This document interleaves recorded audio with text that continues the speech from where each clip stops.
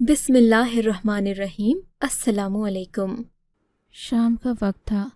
मैं खाला शाजिया के यहाँ खीर देने गई तो देखा वहाँ कुछ हलचल सी मची हुई है, बड़ा शोर पड़ा है। मैं भी हैरान हो गई क्योंकि खाला शाजिया बेवा थी, उनकी कोई बेटी नहीं थी, सिर्फ एक ही बेटी थी और कोई बेटा भी ना था, यानी इकलौती बेटी। और माँ अपने घर में अकेली रहा करती थी।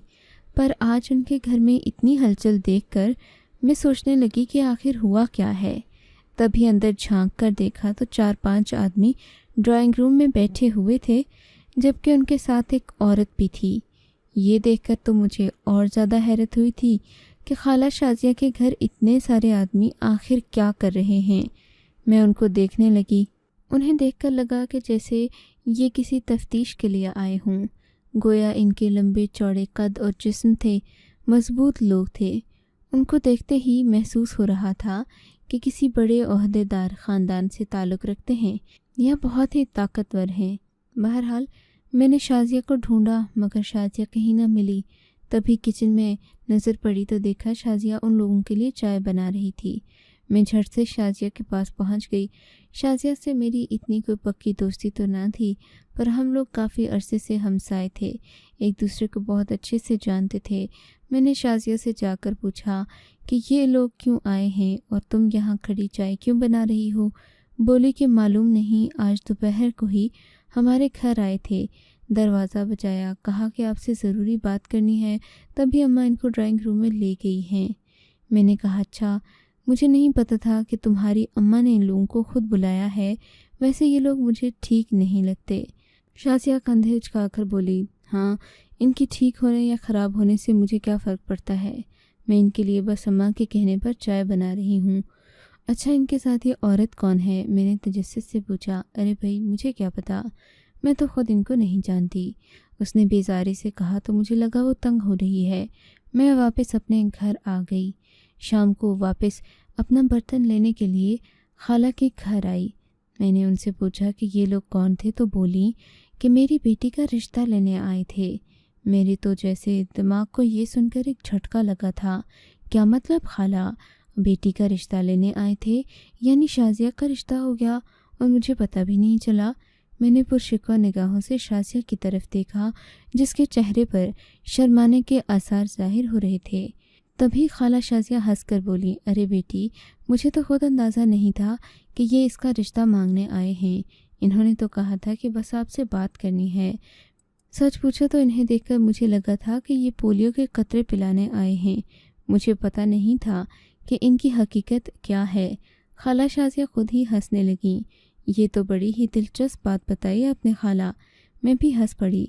अच्छा, तो फिर लड़का क्या करता है? ये तो इतने सारे थे, रिश्ता किसका मांगने आए थे? मैंने खाला शाजिया से पूछा तो बोली, कारोबारी ख़ानदान है, इन सब लोगों की अपनी अपनी मिलें हैं। खाला शाजिया बताने लगी तो मेरी आंखें मारे हैरत के फैल गईं। अच्छा, वाकई? हाँ हाँ, मैं तुम्हें अगली बार इन लोगों के घर भी लेकर जाऊंगी। मेरे साथ तुम तो जानती हो कि साथ खड़े होने वाला भी कोई नहीं है। तुम देखना, ये तो कह रहे थे कि हमारा भरे शहर में बहुत ही खूबसूरत बंगला है। मैं भी ये बातें सुनकर बड़ी खुश हुई थी। हर लड़की चाहती है कि वो जिस घर में जाए वहाँ पर खूब दौलत हो। मैंने भी सोचा काश शाजिया की तरह मेरी भी शादी हो जाए और एक ऐसे ही घर में। बीए किए हुए मुझे आज से 3 साल गुजर चुके थे, मगर अभी तक मेरा ढंग का रिश्ता नहीं आया था। मुझे यकदम शाजिया की किस्मत पर रश्क आने लगा। पर फिर एक बात जहन में आई तो खुशी भी हुई कि शाजिया के 7 देवर थे, यानी कि अगर मैं चाहती तो शाजिया के घर में भी जा सकती हूँ। ये बात सोचते ही मेरे जहन में बहुत सारी बातें आने लगीं। सोचा कि शाजिया से बना कर रखूँगी, क्योंकि शाजिया की दोस्ती का मुझे फ़ायदा भी होगा। चनाचे अब मैं शाजिया के आगे पीछे रहने लगी। वो जो भी बात करती मैं उसकी हाँ में हाँ मिलाती, उस पर कोई तनकीद ना करती। हालांकि मुझे बहुत सारी चीज़ें मशकूक भी लगती थीं, पर मैं खामोश ही रहती थी। खैर, कुछ दिन और गुजर गए। खाला शाजिया के हाथ से खबर आई कि रिश्ते की बात हो गई है, मंगनी करने के लिए सुबह वो लोग आ रहे हैं। मैं भी शाजिया की मंगनी में शरीक होने गई। इन लोगों ने तो जो चीज़ें लाई थी उन्हें देखकर मेरी आंखें खुली की खुली रह गईं। شازیہ کے لیے شادی سے بھی زیادہ مہنگا جوڑا اور سونے اور ہیرے کے زیورات لائے تھے۔ ایسا لگ رہا تھا جیسے شادی انسانوں کی نہ ہو بلکہ جنوں کی ہو، جن کے پاس دنیا بھر کا خزانہ، خوبصورت ملبوسات اور نہ جانے کیا کیا موجود تھا۔ یہ لوگ تو 10 کلو صرف مٹھائی لائے تھے۔ مٹھائی کھا کر ہم سب لوگ بہت خوش بھی ہوئے اور اس کی قسمت پر رش کرنے لگے جو اس گھر میں جا رہی تھی۔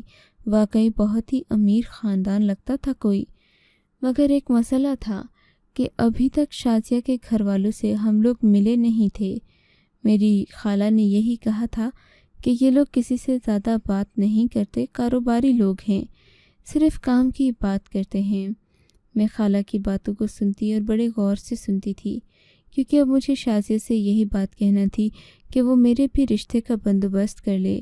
بہرحال کچھ عرصے میں شازیہ کی شادی ہو گئی۔ وہ دھوم دھام سے رخصت ہو کر اپنے سسرال چلی گئی۔ وہ تو اتنی خوش تھی کہ میں بتا نہیں سکتی۔ شازیہ نے اپنے گھر میں پیٹ بھر کر کھانا نہیں کھایا تھا، پر جس جگہ وہ جا رہی تھی وہاں تو مان لو کہ جیسے جنت کا سا سما تھا۔ رزق کی فراوانی، ہر چیز کی آزادی، کسی چیز پر کوئی پابندی نہیں تھی۔ بس اب مجھے اپنے رشتے کی پڑی تھی۔ میں چاہتی تھی کہ شازیہ کے گھر میں کسی طرح میں بھی سیٹ ہو جاؤں۔ پھر میری امیدیں پوری ہونے کا وقت آ گیا۔ ایک دن شازیہ جب میکے آئی، اس نے خوب میک اپ کیا ہوا تھا۔ ایسے خوبصورت کپڑے پہن رکھے تھے کہ میں نے کبھی ان کپڑوں کا تصور بھی نہیں کیا تھا۔ یوں کہوں کہ وہ بہت خوبصورت لگ رہی تھی تو غلط نہیں، پر نہ جانے کیوں اس کے چہرے پر ایک اداسی تھی۔ لگتا تھا جیسے اس کی روح اندر سے مر گئی ہو۔ میں نے اسے دیکھا تو مجھے بھی بہت پریشانی ہوئی۔ میں سمجھی کہ خدا نخواستہ کوئی اور مسئلہ ہے۔ تب میں اس کے گھر جا کر بیٹھی۔ میں نے اس سے پوچھا کہ کیا بات ہے، تم کیوں پریشان ہو؟ کہنے لگی پریشان نہ ہوں تو کیا کروں؟ اس کی آنکھوں سے آنسو ٹپکنے لگے۔ وہ بہت زیادہ رو رہی تھی۔ پھر نہ جانے کیا ہوا، وہ جیسے ہوش میں آ گئی اور سنبھل کر بولی، دیکھو نا، مجھے اپنے گھر میں 7 دیوروں کے کپڑے دھونا پڑتے ہیں، ان کے لیے کھانا بنانا پڑتا ہے۔ اب میں ایک اکیلی جان ہوں، میں کیا کیا کروں؟ اگرچہ وہاں پر نوکر ہیں کیونکہ وہ لوگ بہت امیر ہیں، لیکن پھر بھی نوکروں کے سر پر کھڑے ہو کر کام کروانا میری ذمہ داری ہے۔ اور میری ایک ہی جٹھانی ہے، وہ تو گھر کا کوئی کام نہیں کرتی، پر مجھے ان سب کی عادت نہیں ہے۔ تم تو جانتی ہو اماں نے مجھے ہمیشہ صفائی پسند ہی بنایا ہے، اس لیے میں گھر کو صاف ستھرا دیکھنے کی عادی ہوں۔ مگر یہ لوگ بہت عجیب ہیں، گھر آتے ہی اتنا گند مچاتے ہیں کہ گھر کباڑ خانہ لگنے لگتا ہے۔ میں شازیہ کی باتیں سن کر بولی، ارے اس میں تمہیں پریشان ہونے کی کیا ضرورت ہے؟ تمہارا گھر تو بہت زیادہ امیر ہے، تم وہاں کوئی بھی لڑکی لا سکتی ہو۔ لڑکی؟ شازیہ حیرت سے بولی، ہاں لڑکی لا سکتی ہو تم، میں نے کہا نا وہاں نوکروں کی ضرورت نہیں ہے۔ شازیہ منہ بسور کر بولی، تو ہاں تو کیا ہوا، تم اپنے دیوروں کی شادی کرا دو، سب دیوروں کی ایک ایک کر کے شادی کر دو، ان کو سنبھالنے والی کوئی نہ کوئی آ جائے گی، پھر وہ تمہیں تنگ نہیں کریں گے۔ میری بات سن کر وہ مایوسی سے بولی، میں کیسے شادی کرا سکتی ہوں، کوئی ڈھنگ کا رشتہ ملے تو ہی بات کروں نا۔ میں اس کی بات سن کر شرمانے لگی تو وہ بولی، ارے ہاں مجھے یاد کیوں نہیں آیا، تو میری بچپن کی سہیلی ہے، کیوں نہ میں اپنے دیور کا رشتہ تمہارے لیے مانگ لوں۔ آخر شازیہ نے وہ بات کہہ ہی دی تھی جس کا مجھے انتظار تھا۔ میں نے بظاہر تو اتنی خوشی ظاہر نہیں کی، لیکن شازیہ سے کہا کہ تم اپنے دیور اور اپنی جٹھانی کو لے کر میرے گھر میرا رشتہ مانگنے ضرور آؤ، اماں کو تم لوگ معقول لگو گے تو وہ ہاں کر دیں گی، میرا کیا ہے، میں تو گھر والوں کی مرضی پر چلوں گی۔ شازیہ نے خوش ہو کر مجھے گلے لگایا، پر نہ جانے کیوں اس کے چہرے پر پژمردگی سی چھائی تھی۔ لگتا تھا کہ وہ اس بات سے بھی خوش نہیں ہوئی، حالانکہ میں نے بیٹھے بٹھائے اسے حل پیش کر دیا تھا۔ خیر کچھ دن کے بعد ہی وہ اپنے اس لمبے چوڑے خاندان کے ساتھ ہمارے گھر آ گئی۔ اس نے باقاعدہ میرا رشتہ مانگا، اماں کو یقین دلایا کہ میں خوش رہوں گی۔ اماں نے ان لوگوں سے بات چیت کی، میری طرح اماں دولت کی بھوکی نہیں تھیں۔ ابا کو تو یہ لوگ بڑے معقول لگے تھے، پر اماں کا دل جیسے اس رشتے کے لیے مان نہیں رہا تھا۔ خیر یہ لوگ بات پکی کر کے چلے گئے، کیونکہ اماں نے تو شروع سے ہی رضامندی کا اظہار کیا تھا۔ اماں نے تو ان لوگوں کے جانے کے بعد ابا سے کہا کہ میں ان لوگوں سے مطمئن نہیں ہوں، ان کے خاندان میں سب مرد ہی ہیں، میں ایسے خاندان میں اپنی بیٹی کو نہیں بیاہوں گی۔ ابا یہ بات سن کر ہنسنے لگے اور بولے، جس گھر میں مرد ہوتے ہیں وہاں چھوٹی موٹی لڑائیاں نہیں ہوتیں۔ یہ تو خدا کا شکر ہے کہ اس کے ساتھ نندیں نہیں ہیں، اگر 7 دیوروں کی بجائے اس کے بھی 7 نندیں ہوتیں تو میں کبھی بھی اس بات پر راضی نہیں ہوتی۔ بہرحال تم دیکھ لو، مجھے تو یہ شخص بہت معقول لگتا ہے جس کا رشتہ لینے کے لیے تمہاری سہیلی آئی تھی۔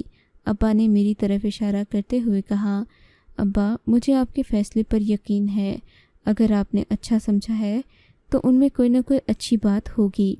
میں اماں کو سنانے لگی، پر اماں اس رشتے پر بالکل بھی راضی نہیں تھیں۔ تھوڑی دیر کے بعد ہم سب اس بات کو بھول بھال گئے۔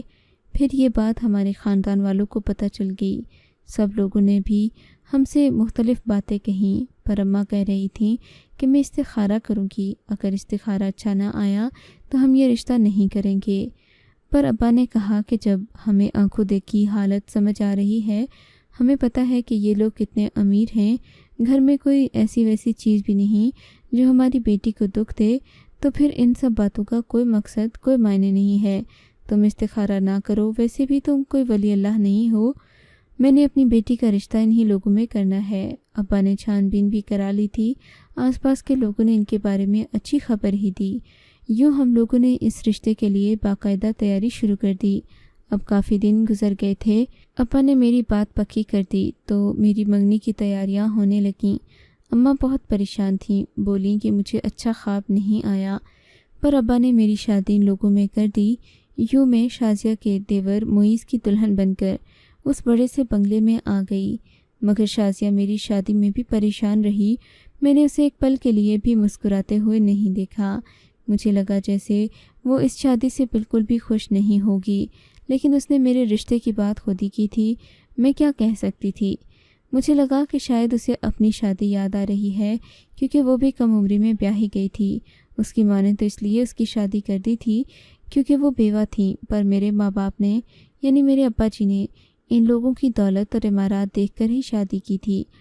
میں شادی ہو کر جس جگہ پر آئی تھی وہ بہت بڑا بنگلہ تھا، دیکھ کر لگتا تھا جیسے کہ یہ اربوں کا بڑا بنگلہ بنایا گیا ہو، کیونکہ اس میں دنیا کی ہر سہولت موجود تھی، پینے کو صاف شفاف پانی، اور حتیٰ کہ بازار سے جو چیز منگوانا ہوتی سب لوگ گھر سے فون کرتے تو بازار سے چیز دروازے تک پہنچا دی جاتی۔ کچھ دن تو میں بہت خوش رہی۔ میرا شوہر مگر جب بھی میرے پاس آتا تو وہ چپ سا ہی رہتا، مجھے دیکھ کر بھی اس کے اندر کوئی جذبہ بیدار نہ ہوتا۔ میں اس سے بات بھی کرتی تو وہ مجھ سے ایسے رویہ رکھتا جیسے میں اس کی بیوی نہیں بلکہ پڑوسن ہوں۔ ابھی تک ہمارے درمیان کوئی بھی رشتہ نہیں استوار ہوا تھا۔ وہ مجھ سے دور دور ہی رہتا، البتہ خوش اخلاق بہت تھا، بہت ہنساتا گھماتا پھراتا بھی تھا۔ ایک دن مجھ سے کہنے لگا، ہمارے ہاں رواج ہے کہ دلہن کو لے کر ہم رشتہ داروں کے ہاں دعوت پر جاتے ہیں، کیا تم میرے ساتھ چلو گی؟ میں نے کہا کیوں نہیں، اسی بہانے آپ کے ساتھ بات چیت بھی ہو جائے گی۔ میری بات کا مطلب نہ سمجھتے ہوئے وہ بولا، تم بہت قیمتی ہو میرے لیے، میں تو تمہیں اس طرح رکھوں گا جیسے لوگ اپنے سونے کی چڑیا کو رکھتے ہیں، کبھی لالچ نہیں کروں گا، بلکہ تم پر زیادہ پیسہ لگاؤں گا۔ اپنے شوہر کی یہ بات مجھے بڑی عجیب سی لگی تھی۔ مجھے تو سمجھ میں نہیں آیا کہ اس بات کا مقصد کیا تھا۔ کیا میں اپنے شوہر کے لیے سونے کی چڑیا تھی؟ اس کا مطلب وہ مجھ سے کوئی فائدہ حاصل کرنا چاہتا تھا۔ یہ بات سننے کے بعد میں محتاط ہو گئی تھی۔ اب تو دعوت میں جانے کا مطلب بھی یہی تھا کہ وہ مجھے کسی نہ کسی سے ملوانا چاہتا تھا۔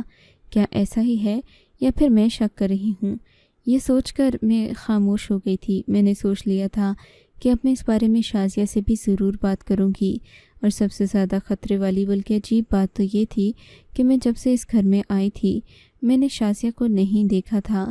شازیہ صبح کہیں نظر آتی یا دن کے وقت، اس کے علاوہ شازیہ کی نہ ہی کوئی بات ہوتی اور نہ ہی وہ مجھ سے کوئی بات کرنے کی کوشش کرتی، بس خاموش سی رہتی تھی جیسے اسے کسی کا ڈر ہو اور وہ پریشان رہتی ہو۔ بہرحال دن گزرتے گئے، میرا شوہر مجھے دعوتوں پر لے کر تو جاتا، پر میں وہاں لاکھ اصرار کے باوجود بھی کوئی چیز ایسی نہ کھاتی جو مجھے الگ سے دی جاتی۔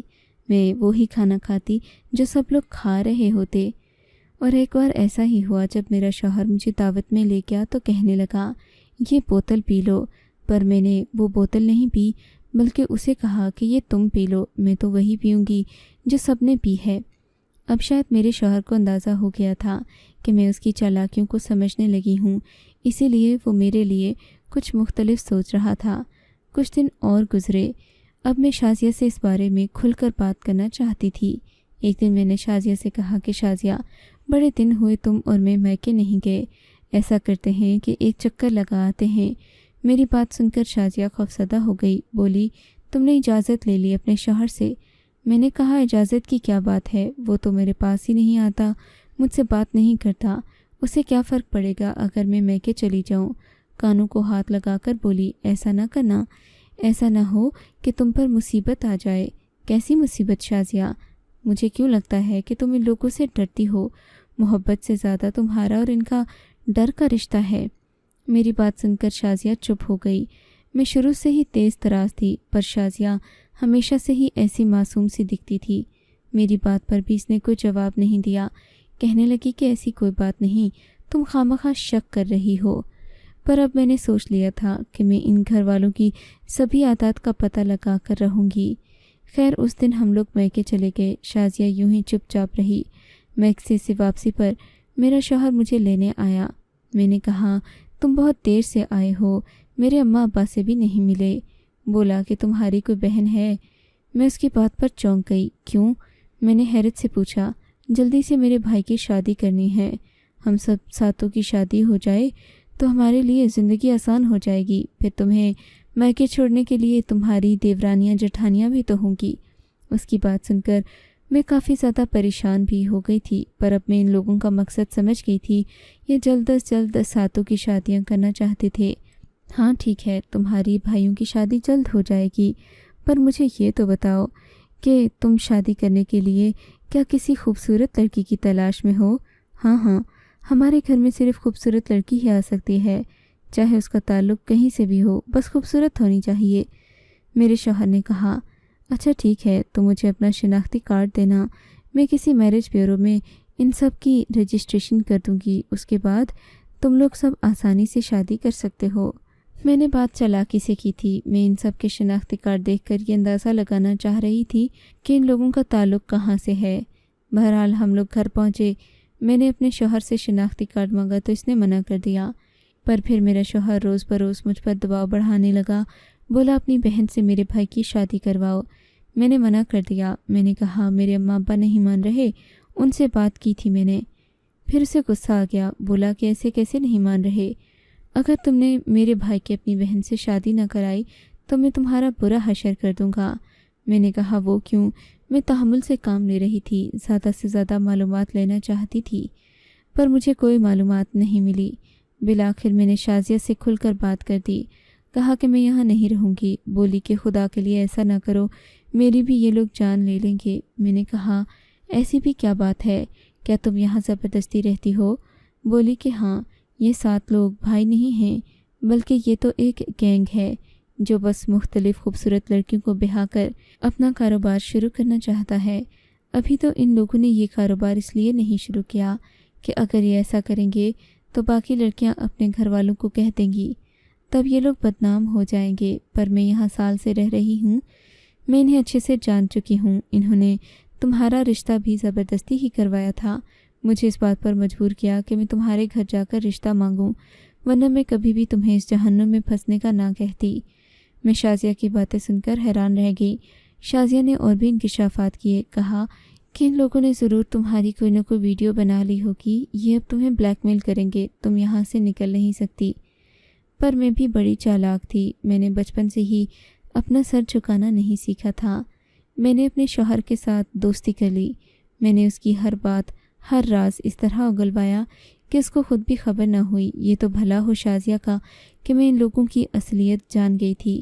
میں اپنے وہ سارے ثبوت محفوظ کرتی رہی جو اس خاندان کو جیل تک پہنچانے کے لیے کافی تھے۔ خاندان کیا، میں گینگ ہی کہوں گی۔ اور پھر میں نے اپنے ابا کو ساری بات بتا دی۔ ابا کو شازیہ اور اس کی ماں پر بھی افسوس ہونے لگا، کیونکہ پہلی تصدیق ان لوگوں نے کی تھی کہ یہ لوگ بہت اچھے ہیں۔ اماں کہنے لگی کہ ایک بیوہ عورت جو گھر سے کبھی باہر گئی ہی نہیں، تمہیں اس کے کہنے پر اپنی بیٹی کی شادی نہیں کرنی چاہیے تھی، چھان بین کر لیتے تو اچھا ہوتا۔ بہرحال اچھی بات یہ تھی کہ ابھی تک ان لوگوں کے پاس میری کوئی ویڈیو نہیں تھی، البتہ شازیہ کو یہ لوگ کافی پھنسا چکے تھے۔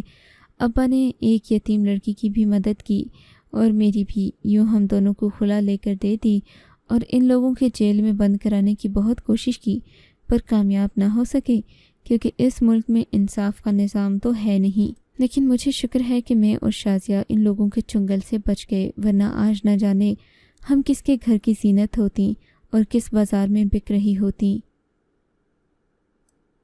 آپ کو اگر یہ کہانی اچھی لگی ہے تو اس ویڈیو کو لائک کیجیے اور اس طرح کی مزید کہانیاں سننے کے لیے ہمارے چینل کو ضرور سبسکرائب کیجیے۔